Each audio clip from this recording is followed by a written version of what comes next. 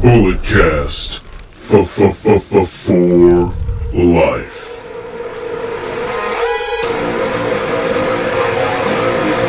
Get up! This is a revolution! This is our time to rise! Look deep within your mind, look deep into the hate in my eyes.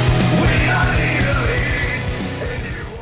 Hey, what's going on, ladies and gentlemen? You know the name, you know the voice, you know exactly why I'm here. Smokey's back here, too. I'm the leader in the evolution of the audio revolution. I am the microphone messiah. Of course, joining me is my illustrious co-host. He is the Canadian destroyer, BT Brandon Tanguma. It's Thursday night. Normally, we do this Thursday afternoon. I said we were going to do it Friday, but you know what? No. I had something to do earlier today. I'm like, Thursdays are our days. We're going to get this done. Brandon, how the hell are you, bud? Phillip, I'm doing just great. Lovely to be here on this Thursday night. Unfortunately, Smokey is still here with us. I feel like it's been like 2 months at this point. She's like, it's just one thing. I'm going to get it fixed. And then here we are.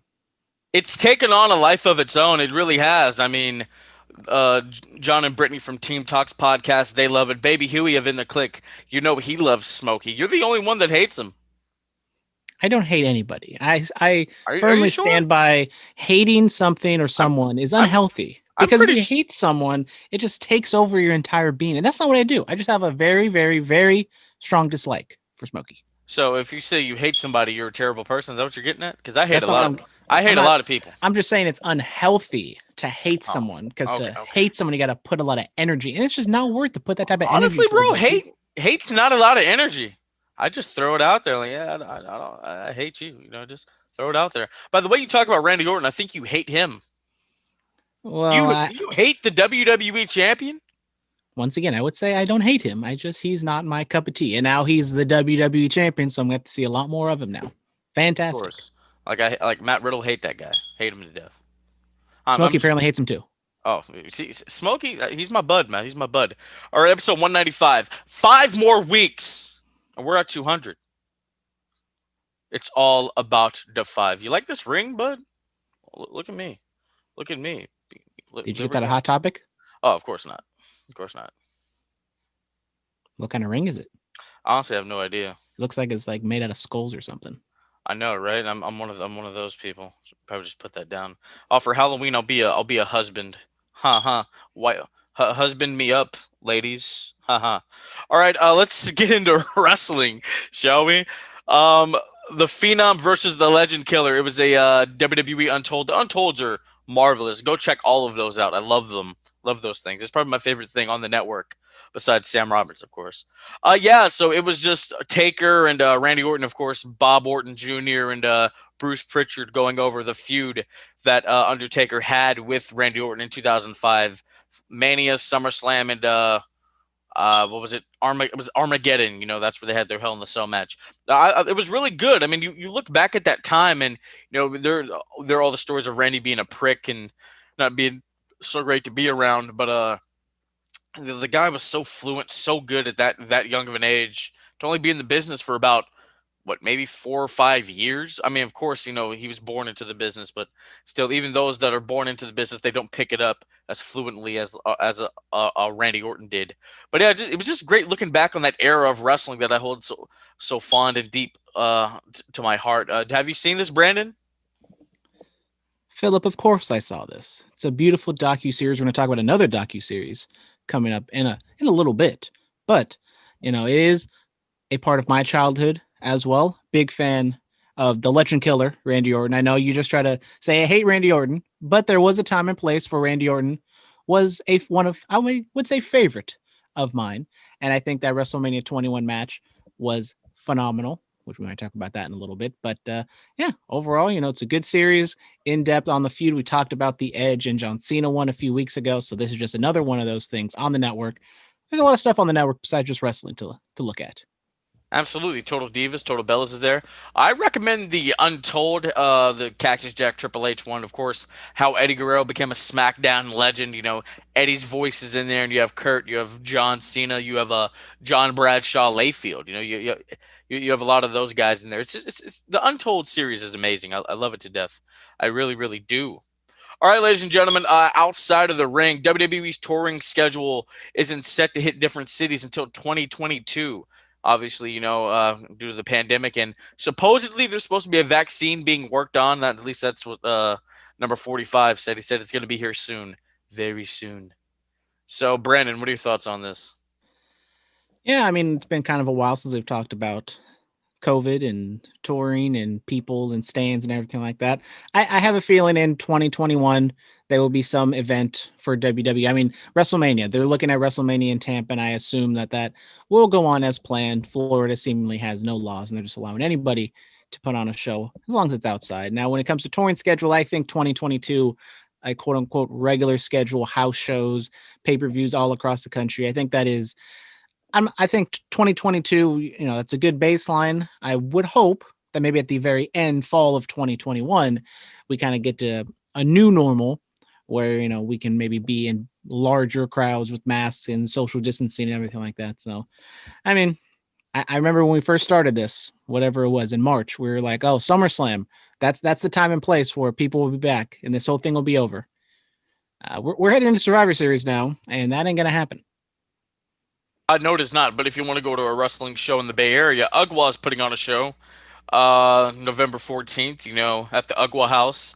They used to hold 150 people back there, but they're only doing 40, so that's a humongous backyard. Socially distanced, of course. You can see stars like the world's freshest tag team. They've been on the show. They're friends of the show.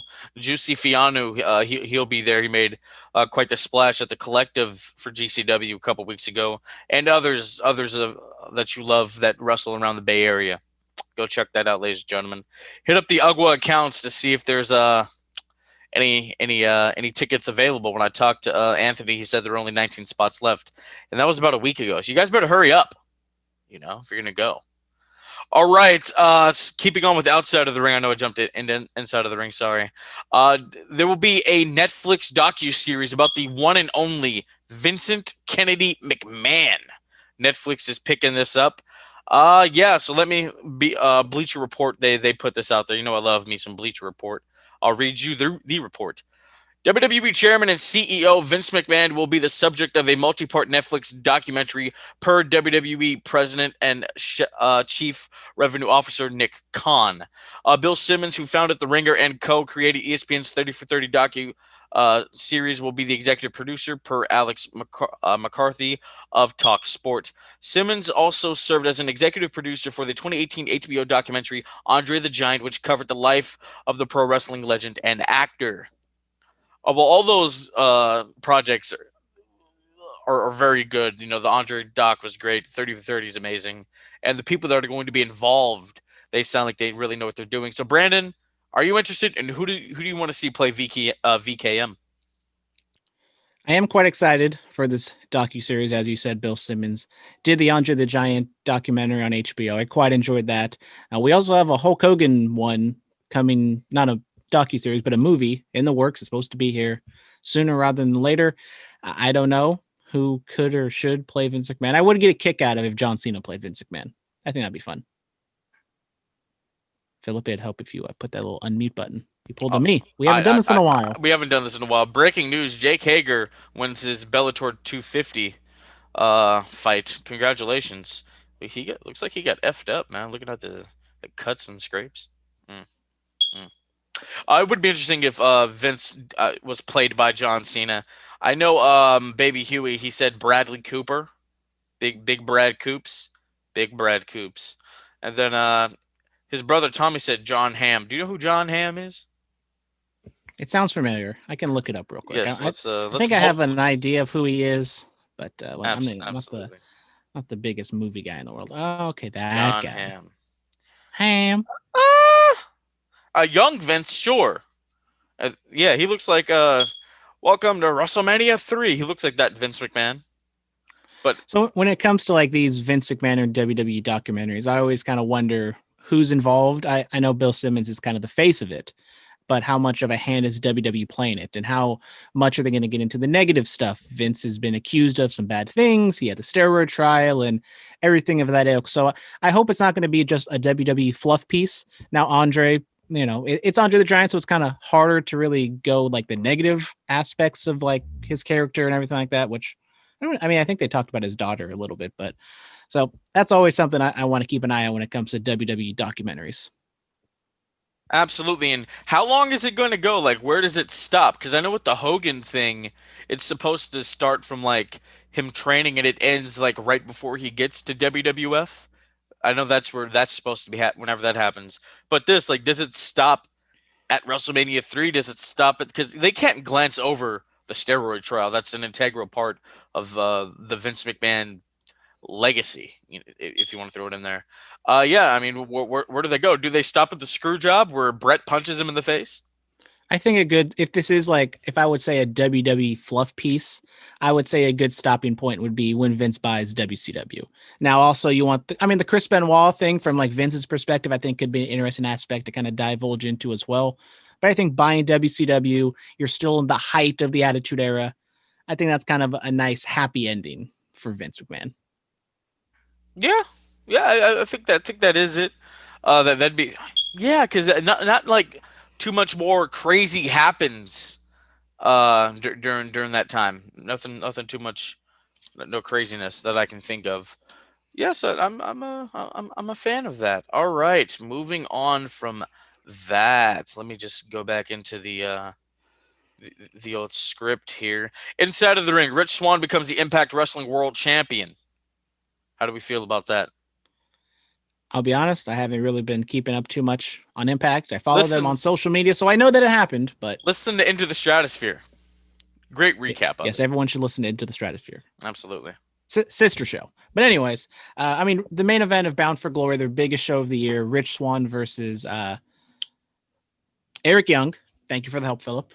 On paper, for someone who it might not look like the greatest matchup in the world because it's just kind of former WWE guys. Eric Young obviously has the TNA link to him, but I mean, I guess it's fine. I have nothing really to complain about. Also, from Bound for Glory, Kylie Ray was supposed to challenge for the Impact Women's Championship against Deonna Purrazzo, who I've heard has been doing really good work over there. So shout out Deonna, very underutilized in NXT. So that's another kind of interesting story because Kylie was supposed to be in AEW, requested a release, and now we have another kind of mystery incident in Impact. Yeah, it was an injury, but people are saying it isn't injury related. So obviously, people go to the Rona. They think that. Hopefully, that's not the case. Whatever's going on with Kylie Ray, hopefully she makes a full recovery of whatever it may be. Rich Swann doesn't really have the WWE stink on him though. Like you really forget he was there and he was the cruiserweight champion. You really forget that. He was at the reason he left WWE is because he was in a domestic incident. So he That's didn't true. really leave on the best of terms. Yeah, that's true. But it's still not. My point is like you barely remember he was there. It was a cup of coffee with a title run. Yeah. Yeah. All right. This day in wrestling, NWA Worldwide 1988. The Road Warriors, they win the NWA tag titles. Nitro 1995. Big Show makes his debut and becomes WCW champion. ECW High Incident 1996. 24 years ago today. Sandman defeats Tommy Dreamer to retain the ECW title. This is when Raven crucifix him. And guess who was in the crowd that night? Kurt Angle. He was thinking about signing with ECW, but he thought that stunt was so horrendous that he wanted nothing to do with the promotion, and he goes to WWE, and the rest is history. The crucifying of Sandman was so bad that Paul Heyman made Raven apologize. That's how badly he was taken. Any thoughts on that stuff? No, I mean, as you said, kind of the Kurt Angle story, that's kind of historic. Kurt Angle in 1996 was supposed to be with the WWF. I think he turned it down, and then he obviously came back a little bit later. But I think if he were to sign in WWE 96 right after the Olympics, it would have been very interesting to see what Kurt Angle in that era of WWF could have done. Absolutely. We also have Halloween Havoc 2000, 20 years ago today. You have, I think, Booker T defeats Scott Steiner via disqualification. It was for the WCW title. Raw 2012. This is Beth Phoenix's last singles match ever. So, yeah. Yeah. And Paul Orndorff is 71 today. Shout out Paul Orndorff. Very underrated. Shout out. Really is. Mr. Wonderful. Mr. Wonderful. All right, let's go to the fan mail. Boom, boom, boom. Boom, boom, boom, boom. Boom, boom, Who boom, needs a boom. soundboard? Who needs a soundboard? I don't need a. I wasn't even looking for the soundboard. I was looking for the fan mail. Hootie Hoo 420. Who do you? Thank you. I watched it again and I have had time to think.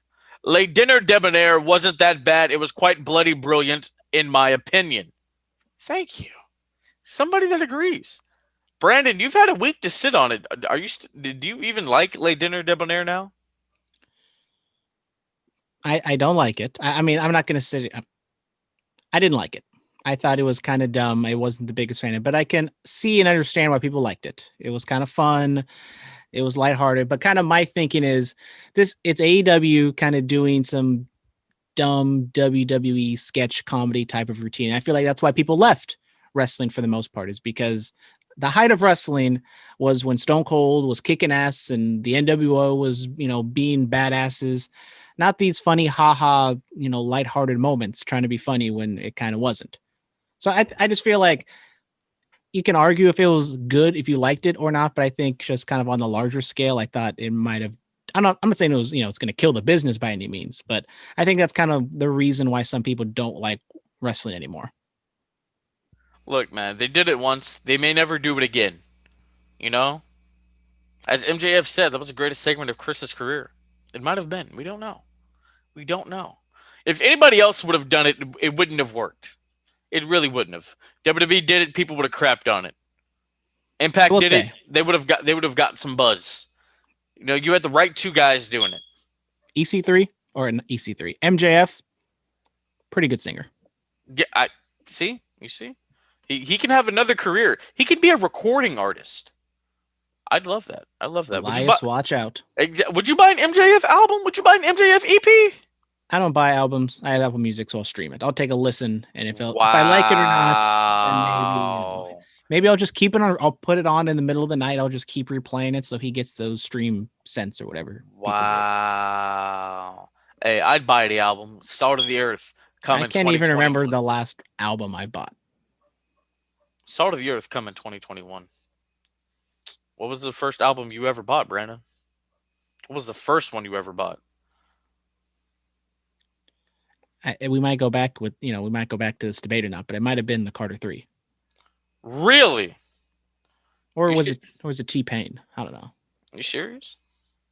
It was sometime, late 2000s hip hop. Take a guess at the first album I ever bought. Take a wild guess. I bet you can't guess it. Is it Drake or Michael Jackson? No. Okay, then it's rock. Creed. No. AC/DC, Black Ice. 2008. AC/DC coming back with a new album. Shout out. Yes, sir. Yes, sir. All right. We will talk all about it on 107.7 The Bone. Shout out. Shout out. Shout out. Shout out. Dan, so Bray just watches people fight now? Yeah, that's what he does. We're going to talk about that. Jack of all trades. The Tribal Chief versus the Viper. To quote the Hurt Business, I'm in. Wow. I love when we quote the Hurt Business here. Are you in yet? We get Survivor Series once again, where it's the battle of the brands when the wrestlers shouldn't care about the brands. And now we're getting two heel champions facing off, so this is going to be great. It's okay. We got fan mail from Baby Huey. Oh, shout out. Who is the Bullet Cast champion? Huey, it's you, bud. You're the Bullet Cast champion, dude. Can Smokey be a part of the next picks? What if you... Hey, we would be taking a new turn if we let a smoke detector win the championship. I don't know how you would. I don't know who speaks smoke detector. So how are you going to distinguish what Smokey picks? I really don't know, bro. That's interesting. That's very interesting to me. And Brightest the X, he's typing them in as we speak. This is live fan mail, ladies and gentlemen. Shout out Mr. X. Live to tape. Am I the only one who wouldn't have a problem with Asuka joining the New Day? Asuka joining the New Day would be interesting. What do you say about that? I'm all in with Asuka joining the New Day. It could. I mean, we have seen Asuka kind of be like a one-trick pony, so I don't know if that's exactly what you just want. Asuka yelling and screaming at the top of her lungs with New Day. She just yells "New Day rocks" in Japanese, and she does like her little dance, her little hula dance. Oh, absolutely. Any interest in the Ring of Honor Pure Title Tournament? I think the matches have been pretty good so far. Lethal and Grisham are in the finals. I thought Lethal wasn't in the final. Did that Don't change? don't don't look at me. Do not Did, look at me. did that change? Let me look this up real quick. Ring of Honor. I trust Mr. X. He knows what he's talking about. He knows what he's talking about. No, he's not in the final. It's some guy I've never heard of before. Tracy Williams. You know who that is? Oh yeah, of course I know who Tracy Williams You is. should know. He's one of the best and he's one of the purest wrestlers in the world. That's why he's going to be wrestling for the pure title. Did you know that? In an interview with Sports Illustrated, Jeff Hardy has plans in the next 4 years to win the WWE title one more time and win the Universal title at some point. He also wants to bring Willow to WWE to feud with The Fiend. I am all in for this. See what he did there? What do you think of these plans? I want Jeff to have another title run. I really do.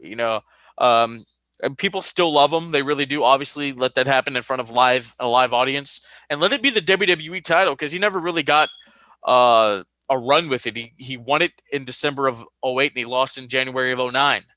He had major runs with the big gold, the world heavyweight title. I'm all for Jeff Hardy being the WWE champion.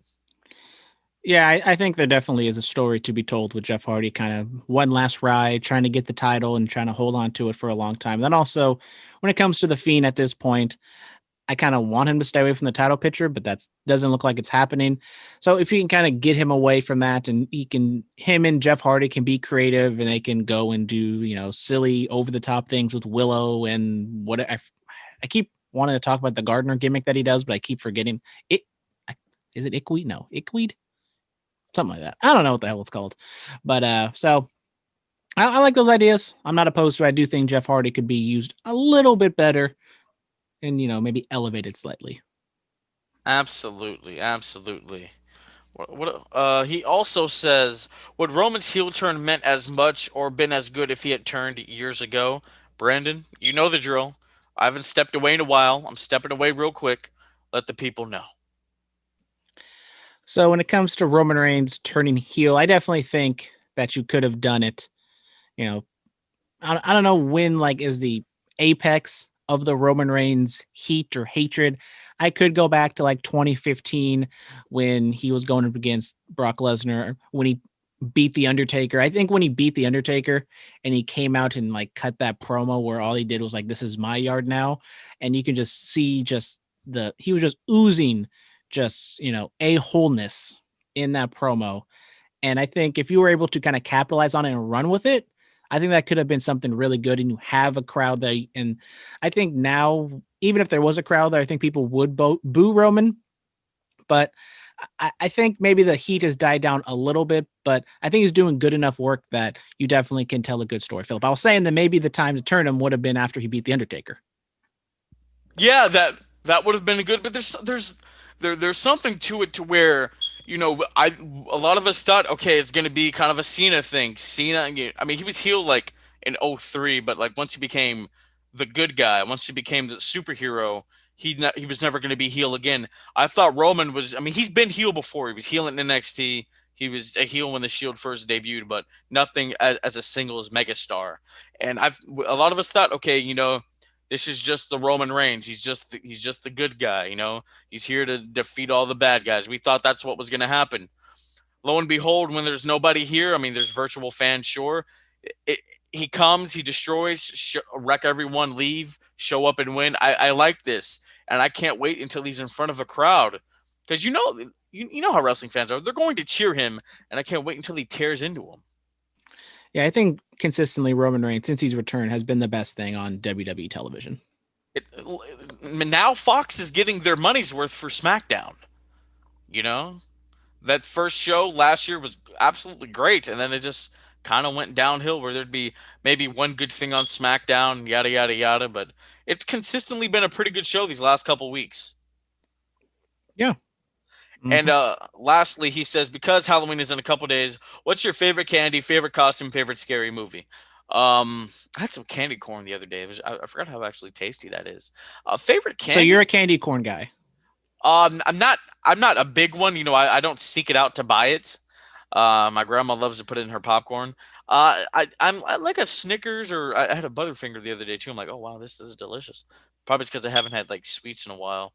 But I don't know, like I like chocolate, like a Snickers, Reese's, Twix, Butterfinger, that kind of chocolate, that kind of candy. M&Ms with peanuts, big on those. So I'm happy this is a candy corn loving podcast because I know candy corn can be very divisive and I'm a fan of it. I'm not going and seeking out, a Costco 5-pounder or anything like that. But for me, candy, I like all types of candy, but for me, I kind of lean more towards the sweets. So like, sweet tarts, nerves, Skittles. Skittles. I mean, Dude, Skittles are the bomb.com. Sour Patch Kids, the watermelon only version. dude, when you buy your own Skittles, they don't really taste good. But when you get them from like when you used to go to like school, like hey yo bro, let me get a little Skittles. They pour them in your hand. They taste better when they're free. Am I right? Everything tastes better when it's free. I have purchased some meals that taste just as good if they were free. Shout out Gordon Ramsay's restaurant. Go check it out, ladies and gentlemen. Favorite costume. What's your favorite costume you've My ever done? personal favorite costume that I've ever worn. Yeah, that you've ever worn, and then one that you Hold on, hope. one Oh, moment. he's busting it out, ladies and gentlemen. I can't wait to see. I can't wait, ladies and this is why you need to watch the video. If you're not watching it, I don't know what's wrong with you. I really, really don't. Uh, oh, he's gone for longer than I expected. I don't know what else. Oh, he's talking, but I can't hear him. He's talking, but I have some masks here. Sorry, it was on mute. I had to pull a Phillip. you. Hold on. You know what? I'll do the same, bro. See, this was when I was in third grade. I cannot hear anything because I don't have the Oh, headset on. you can't. Can you hear me? Yeah, I can hear you now. It's got to be Kane. I was Kane in third grade. I had like a black, I don't know, jumpsuit with like red on it. I was the bomb.com. And then also, I bought a psychosis mask when I was in Mexico. We're just getting a treat here, ladies and gentlemen. My Boom. my favorite costume I've ever worn, Scream, Ghostface. Obviously, it's a classic. It's iconic. You're just gonna keep the mask on for the rest of the show.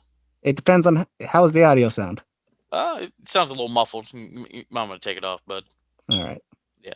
I'd get my Scream mask, but I'm not going to. Yeah, I was a big Scream guy. Love Ghostface. Love that. They're making a Scream 5. I'm excited for it. Have you seen the Johnny Gargano Damian Priest match? There's a Scream appearance.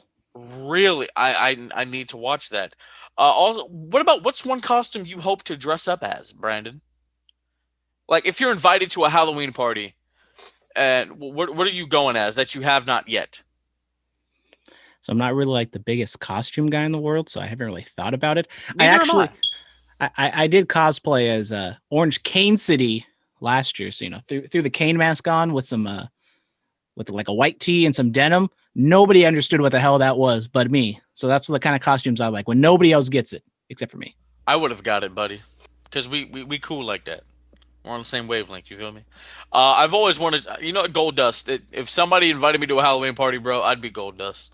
I think that would just be hilarious, just funny. I need to find somebody to paint my face though. Yeah. Mm. Or maybe a JFK just walk around in a suit doing the voice. You think people would get that? Obviously, if I did the voice, people would get it, right? Yeah. I was gonna go real dark and like I thought like a dead JFK. Whoa, whoa, whoa! Hey, man, come on now, dude. That's not good. All right. Lastly, favorite scary movie. I love the Scream series. That's it. Not really the biggest scary movie guy in the world, but one you that comes to scared? mind. No, I'm not scared. I just don't really seek them out. Freddy versus Jason. That's my go-to, or not my go-to, but Oh, the one three. that kind of. Yeah, when Jason's walking out of the lake and then he has Freddy's head. That's good stuff, man. That's good stuff. Well, that's the end of the fan mail thread. Yay. Let's hit Monday Night Raw and AEW and really get out of here, ladies and gentlemen. We spent quite a time on fan mail alone. I love it. Love it. Love the conversations.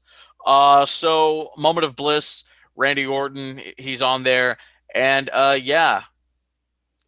Yes, he was. What was the term? The line. The line Alexa said was "burn the house down," and then Randy's like, "There it is. I'm gonna ask you this only once. Where is he?" And Drew McIntyre comes out, and they're fighting, and Alexa's she's just pointing and laughing. Like it was kind of awkward, but it was kind of brilliant with her performance yet again. And then Randy escapes, and he's walking out with his title, and then the Fiend's music hit, and the Fiend is on the ramp, and Randy kind of gives that look back, and then Drew and him start fighting again. And that's what Dan was talking about. The Fiend just watches people fight. not going to say it. This is a PG show. What were you going to say? I'll type it in the script. Type it in the script. Type it right there. Oh, yeah. Big energy from the Fiend on that one. Absolutely. I feel that. I feel that. What were your thoughts on this, though? So we get the Fiend and Alexa in the Firefly Funhouse. We get Alexa. I mean, she's a good actress. She's giving me some Alexa Bliss Sparkle Splash vibes. Very bubbly, over the top. And I'm a big fan of Fairy Alexa Bliss. So I'm liking this, but I'm also not liking the fact that Randy Orton has like 5 different feuds going on at one time. How hard would you pop if she brought the pixie dust back? Don't get me excited. Like when she signs off from the Firefly Funhouse, bye, blows the dust, bro. Dude, somebody give me the book. Let me direct these things, bro. And again, R.I.P. to my boy Ramblin' Rabbit. Thoughts and prayers. Oh, well, he's dead? Yeah, he was dead. Then he came back to life, and then he's dead again. That's some Days of Our Lives stuff, bro. He'll come back again. That's usually what happens. The fact that I think he's been killed at least 20 times. I think I'll bet he comes back. Yeah. That's soap opera magic. People die, they can just come back to life. Imagine if that happened in real life. That'd be interesting, right? Absolutely. Sheamus defeats Matt Riddle to join the Survivor Series team. Yep, that happened. I think I'm starting to I don't know if, what's the reasoning behind it, whether it's for personal reasons or just don't see anything in Matt Riddle. He should have just stayed in NXT, similar to Keith Lee. But Keith Lee did win his qualifying match, so I guess that is a good sign. Yeah, that's nice. So Fiend Undertaker face off at Survivor Series. What Fiend was wearing a Mad Hatter hat. It's at 9/19. Obviously, 30 years ago on that day, Taker debuted in Survivor Series. Maybe. Maybe. What is the original Mad Hatter? What is his number on it? I don't even know. I have no idea. Are we talking like Alice in Wonderland Mad Hatter, or are we talking like Batman villain Mad Hatter? I'm going to assume we're going Alice in Wonderland. Okay. I'm just making sure. His says 10-6. 10-6. Ooh, Jesus. Anything else from Raw that you want to tap on? I mean, not really. It's just a lot of qualifying matches. So there's some good matches. I mean, once again, we have the quote unquote burial of Retribution. They have the 4-on-4 match. Retribution doesn't get like a single legit pin or submission. So maybe I'm holding hope they're just going to scrap the whole thing and just bring in the guys and Mia Yim under their normal gimmick. But save Mia Yim. That's all I got to say. All right, AEW. All right. So Hangman Page versus Wardlow in the semifinals, I'm sorry, of the AEW World Championship Tournament. And Hangman Page gets the job done. 2 buckshot lariats to get it done. First one, Wardlow didn't go down. Second one, Wardlow goes right down. 1, 2, 3. Wardlow's only lost 2 matches within a year, so that's nice protecting him. But yeah, this was a great way to start off the show. I thoroughly enjoyed this. Yeah, I thought this was a great start to the show. Wardlow hasn't been used all that much, but I feel as though the times he is used in these like singles matches, he has stepped up. I think Wardlow is showing signs of why AEW put faith in him. I know I've seen some things on the indie scene where he can do a whole lot more than what he's actually capable of. And they are sort of planting some sort of seeds of him and MJF maybe breaking off. And I think at first I was like, Wardlow, there's no I don't feel anything with him. But now that we've kind of been with him for a year on this storyline and we've seen him in the ring, I'm starting to get I'm getting behind Wardlow a little bit. So if MJF, does something wrong, Wardlow might have to backhand him and say, I'm done with this. They could build that to Revolution. How would you feel about that? Slow burn to a February pay-per-view? How would you feel? I would still hold off on that. I don't know exactly when they want to pull the trigger on it, but I think you can hold off. Double or nothing? All out. I am in favor of telling very, very long-term stories. All the way. Okay. You're okay. Hey, dude, I'm not going to sweat that. Because I don't want to just throw Wardlow out there. I still think have him have some matches on Dark, have his sporadic singles matches, a tag match here and there.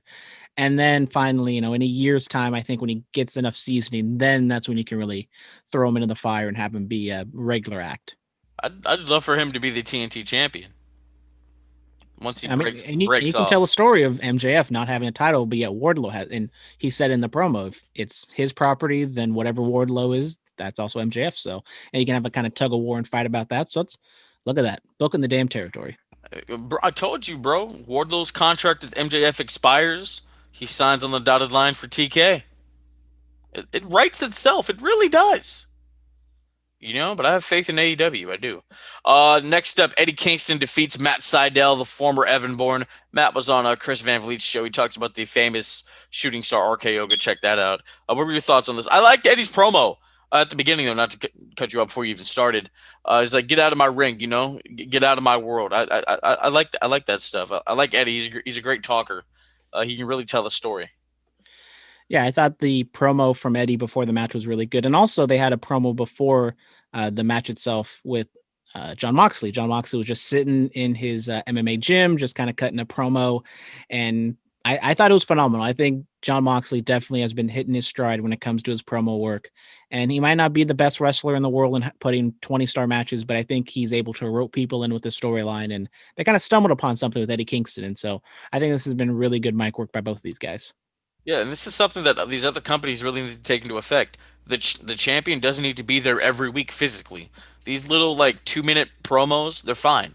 They're absolutely fine. And as he said in the promo, he doesn't need to fight, the top guy all the time. He can have like a 1-month side feud with his best friend that has kind of turned his back on him, and he's trying to, beat the evil out of him and get his friend back, or whatever the hell the story is they're trying to tell. Yeah, I know Eddie's the story really is, Eddie's upset that John left him, changed his name to Dean, went to the land of sports entertainers, and left him behind. Really Eddie wanted that opportunity. He wanted to go be a part of one of the most dominating factions in WWE history. He wanted that, but he didn't get it. He's mad that his buddy got it. Yeah, yeah. Brandon, how do you feel about the term sports entertainment? I hate it. Really? I'm gonna start calling this a sports entertainment podcast. I hate it. The only time I liked it was when Tommaso Ciampa was a heel in NXT and he said he was the greatest sports entertainer. I hope and think he was doing it with the wink and a nod, but now that he's kind of a babyface and he's still doing it, I don't like it. I'm the greatest podcaster in sports entertainment. How do you like that? Once again, what is sports entertainment? Sports entertainment. Sports is entertainment. I mean, for some, yes, but the entertainment is the late dinner debonair skits like that. They don't do like backstage segments and promos. Then that's just entertainment on a basketball court. But then those entertainment segments lead to the sports aspect, which is the competition in the ring. But what sport are they doing? They're wrestling. Okay, then it's wrestling. But it's sports entertainment. It's not. Sports entertainment is a generic term. If anything, you can say sports entertainment is entertainment during a sporting event. Like a halftime show. We're going deep in the rabbit hole on this one. You see that hole on my glass? That's where we're going. They need to do this on the Vince McMahon docuseries of him conjuring up that dumb saying of sports entertainment, trying to drill it in everyone's head. And now all the robots in WWE say it. But it's been 40 years at this point, and it's still not something everybody says. Are you calling me a robot? No, the robots at WWE. Oh, okay. Would you be upset if I just started calling this a sports entertainment podcast? Exactly, Smokey. Thank you very much. Finally, we agree on something. Just because he beeps doesn't mean he agrees with you. Oh man. Did you say how you felt about this match? It was a squash match. He choked him out, made him say "I quit." It's pretty standard heel stuff here. Yeah. So we have an FTR interview by what's his name? Jesus. Guy with the mask. What is his name? Oh man, I can't think of it. What's his name, Brandon? I'm lost. Excalibur. There we go. I'm not gonna lie, I blanked on it for the longest time. I just got it right before I said it. I was like I almost said El Generico. Jesus. Excalibur interviews Tully Blanchard, FTR, and the Young Bucks. Young Bucks are going the Cody route. If they lose to FTR, they will never be the tag champions. Now, I mean, it's pretty much you can't have like two of your top acts not win the top titles in their divisions. You can't do that. So we know where this is going now. The FTR Young Bucks storyline, I thought just wrote itself. I thought you could have just had a fantastic, we're the best. No, we're the best. They go back and forth. Obviously, the Young Bucks, the faces, FTR being the heels, but they have just kind of botched this and kind of fumbled it because the Young Bucks were heels for the longest time, for like the past month and a half, 2 months. And then they get beat up. We're supposed to be sympathetic. And then even in the promo with Excalibur, they were like kind of like not as heelish as they normally were, but they weren't exactly, fun loving. And now Matt has a leg injury, so I guess that's his new back injury that he's going to be selling during the match. So I feel like the match itself will be fine and really good, maybe the best of the night. I, But I mean, look, they already did know I'm the best. No, we're the best with the Lucha Bros. So I don't think they wanted to run that back here. It has gotten clunky, sure, but the reason why they've been acting like this, they found that edge again that they had, and I'm not talking about Adam Copeland. I'm not talking about the Rated R Superstar, but that edge that they had in PWG and when they started wrestling in Japan in Ring of Honor, they found that again. And Tully Blanchard, he's one of the dirtiest players in the game. And he's passing down that knowledge to FTR, and they're one of the dirtiest tag team players in the game. But the thing is with the Young Bucks and PWG is they had like a cool swagger about them. They're just like kind of whiny babies right now, and there's nothing cool about that. Well, hopefully the match will be so insane that we never we forget about how we got there. How about that? I hope so. Absolutely. All right, there was a town hall meeting by the inner circle. There was Jericho, Guevara, Santana, and Ortiz, and it was discussing about what MJF could do for the inner circle. We saw Luchasaurus, we saw Peter Avalon, and of course we saw the Bish, we saw the Bischoff, EB, Eric Bischoff returned to TNT. Yeah, and so this is all leading to November 7th, Jericho versus MJF. If MJF wins, he's in the inner circle. I thought this was okay. I think I'm kind of tired of the MJF and specifically doing all these kind of political gags. We saw so much of it with his AEW title shot. So hopefully now that election season is over, that we're not going to see any more of those. But it was fine. There's kind of entertaining points to it. I thought kind of they took a little too long to get to the punchline. Like they didn't need the other questionnaires before Eric to ask their questions beforehand. But it's fine. They're still kind of built there. I mean, obviously they're building to the Chris Jericho MJF match, and we're just going to have to wait and see what happens. Absolutely, absolutely. All right. Cody retains the TNT Championship against Orange Cassidy in a lumberjack match. Dark Order tried to get involved. You see Arn Anderson throwing a punch out there. You see, was it Trent Beretta decking Cody? Orange Cassidy a lot more aggressive here, but all in all, Cody retains the championship of America's Greatest Network. Yeah, match was fine. At the end of the day, Cody kind of takes advantage, unbeknownst to him. So it's a little heelish, but he wasn't meaning for it to be heelish. So I don't know if this is kind of a long-term story with Cody possibly turning, maybe sometime next year. We're starting to see the real dissension with him and Arn, though. Like Cody doing those push-ups again. Arn's like, "Get serious," Yeah, man. And that might be like the first step is he kind of, breaks off with Arn. Arn's sympathetic. Maybe Arn tries to find somebody else and fights Cody, and it just kind of rolls downhill from there. Absolutely. As a wrestling coach, I have those moments, man, where kids messing around on the mat. I'm like, get serious. I feel for you, Arn. Feel for you, bud. All right, Miro and Kip Sabian attack best friends. So this fool left WWE to be in a storyline involving an arcade game.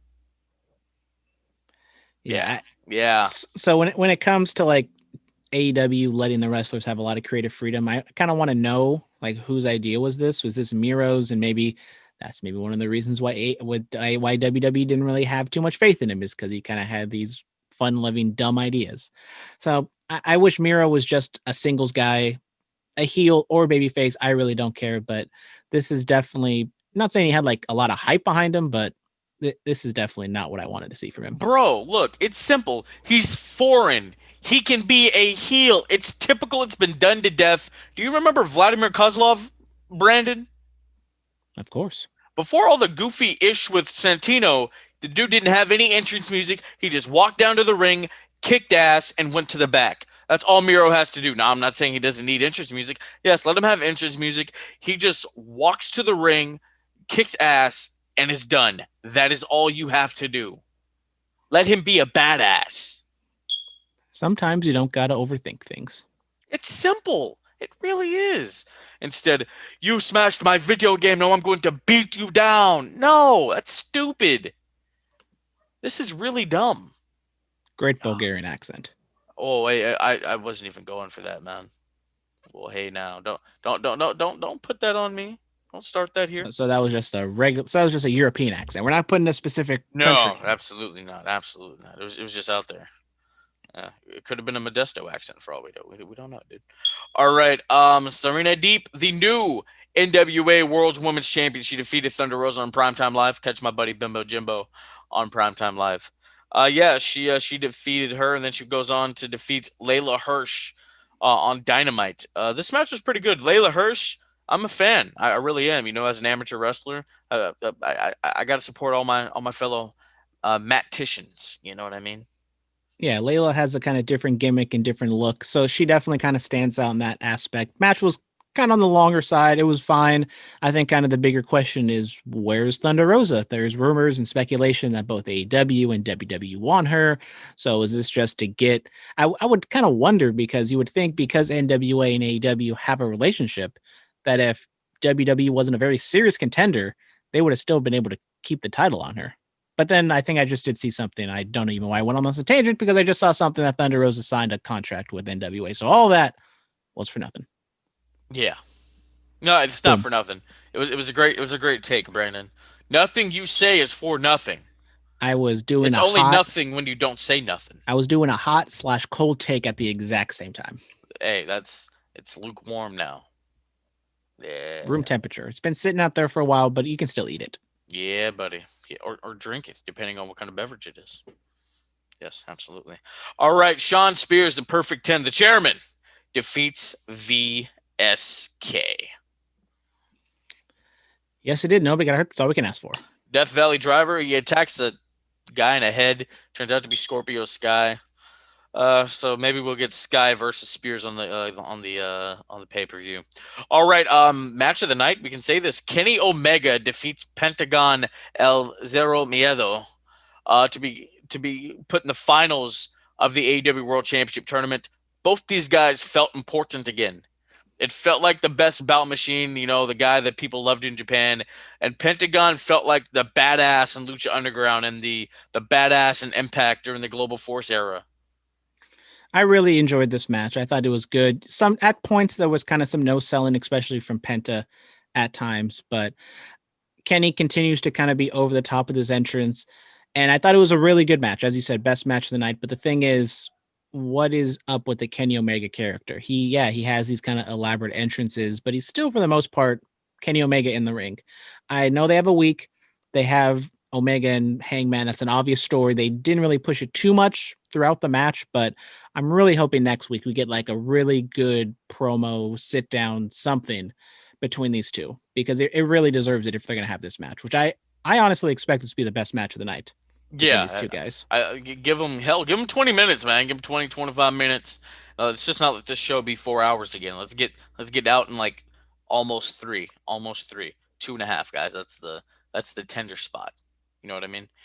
Yeah, like let them have a really good promo against each other, and I expect big things. And the Kenny Omega character, I think the over elaborate entrance is kind of a nod to, you know, everybody that was been on the Kenny Omega bandwagon, like, oh, he's the best in the world, he's the best bout machine, that's the best wrestler in the business today. You know, the best wrestler should have the quote unquote best entrance, most elaborate entrance, should he not? Sure, why not? Yeah. I'm kind of waiting for him to be like Shinsuke Nakamura, Wrestle Kingdom, and just be super over the top, and maybe get some strippers like Shinsuke. Oh, Jesus. Oh. We do like a fancy dance routine. Superstar Spotlight. Who do we got? So I will go the NXT route. I thought Halloween Havoc was a fantastic show, and I will go with Io Shirai as my Superstar Spotlight. Her and Candice had a really good TLS match, tables, ladders, and scares. Ooh. Oh, I thought you were about to say sparkles, like Sparkle Splash. No Sparkle Splash here, but overall, I really enjoyed NXT. I thought it was a great show, and I thought Halloween Havoc really went all in and it was super over the top, and it's exactly what it should have been, and I quite enjoyed it. All in on All out? WWE. Really? NXT. Oh, Remember, it's a different brand. Remember, I got it's heat for that. it's completely different. Yeah, Exactly. absolutely. It's not the same company, not at all.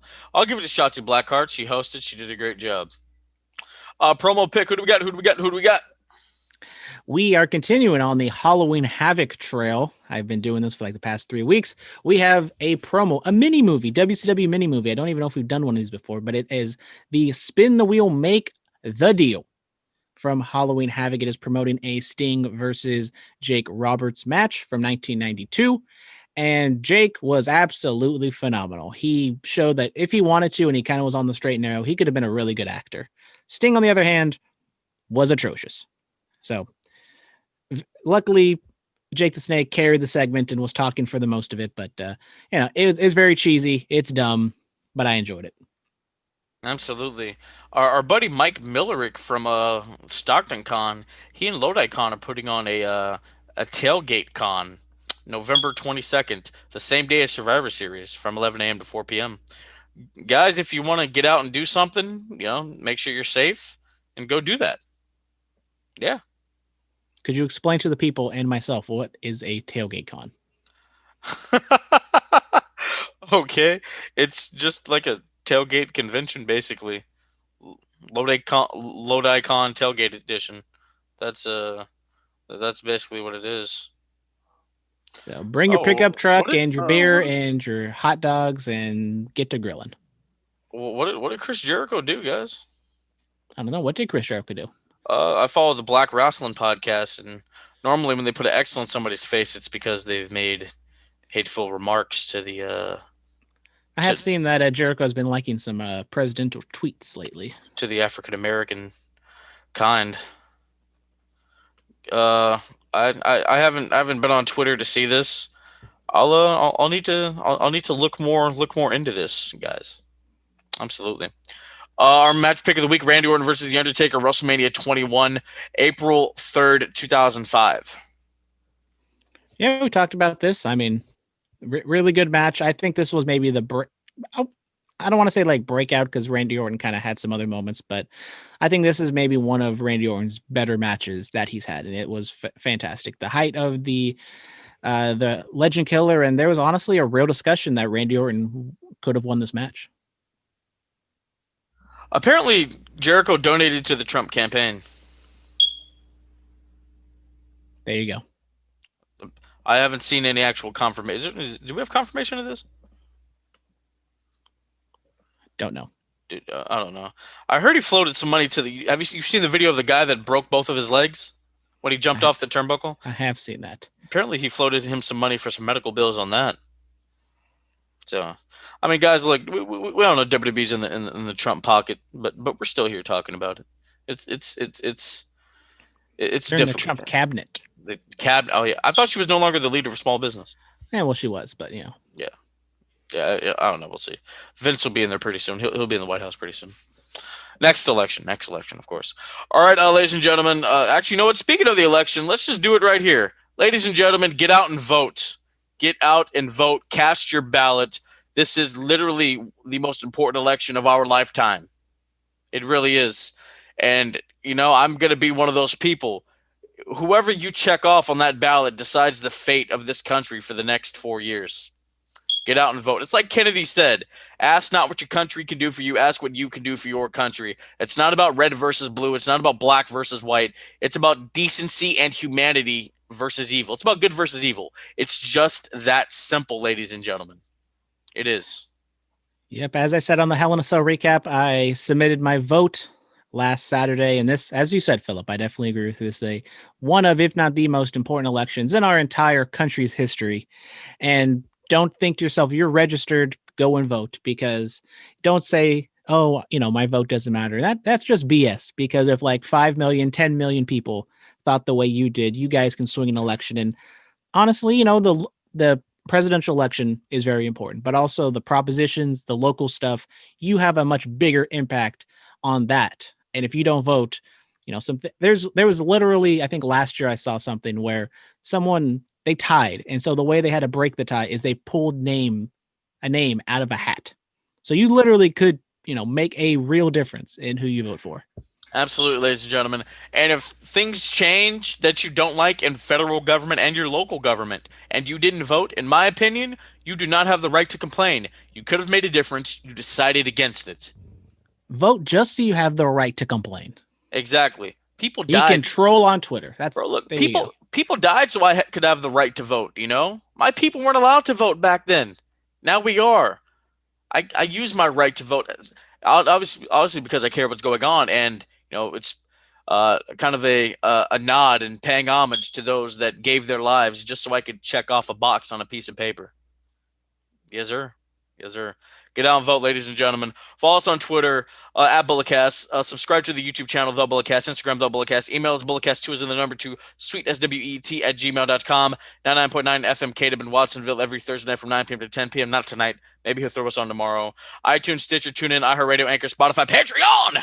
We're all in for it. We're all in. Next week is the Go Home show to Full Gear. We'll preview that, give our predictions for it. The title's on the line again. Brandon, me, Huey, Cindy, Smokey. It's all going to happen. You don't want to miss it. Stay clean, stay strong, stay safe, stay quarantined. Diamonds are forever. So is the microphone messiah. Happy Halloween season, everybody. Red alert, this is gonna hurt. When your face is in the dirt, you'll know your death is what I see.